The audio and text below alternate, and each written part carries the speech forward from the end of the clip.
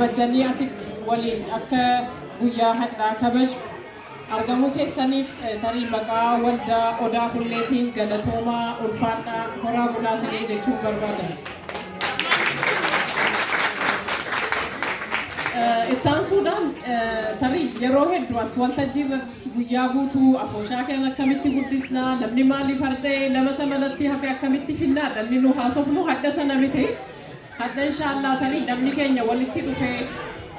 akka inni waliin gammadu akka inni waliin bashannanudha kaayyoon nu sagantaa kana iyyuu qopheessineef tahaanis sila saabdiitti himte as baatee nutti himta inshaallah.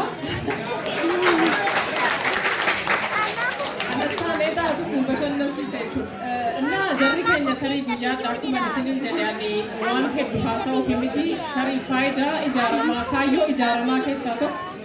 ነምኒ አከ ወልቲ ዴኛ ሳት ተሪ ሁንዲኑጁ ኦሮሞን አዳን ሳበላዳ አዳን ሳጉዳዳ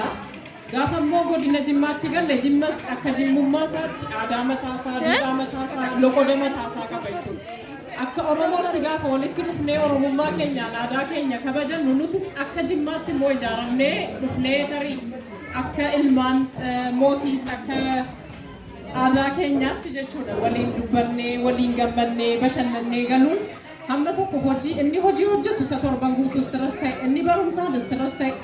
even daa'imman keenya kindergaartaniitti kirippeetti illee namoota jara dheegan wajjin stress ta'an asitti dhufanii daangaa malee waliin taphachuu gammaduudhaaf jechuudha kaayyoonni ijaarama kanaan ni tokko nutis sagantaa baay'ee barbaachisaan eetu jiru jechuudha sagantaa sanaan bisnee lakkii namni keenya gizee hunda walitti dhufee waa'ee ijaaramaa qofa dubbachuurra walitti dhufee hafuura walitti baafatee wal yaaddoollee walitti bahuu qaba kaayyoo jedhurraa jechuudha kan sagantaa kana har'a isiniif qopheessine. Kanaaf inshaallah tarii kana olillee isinitti hin dheeressu arra deebi'ee bagana gaadhuftan hin jedha.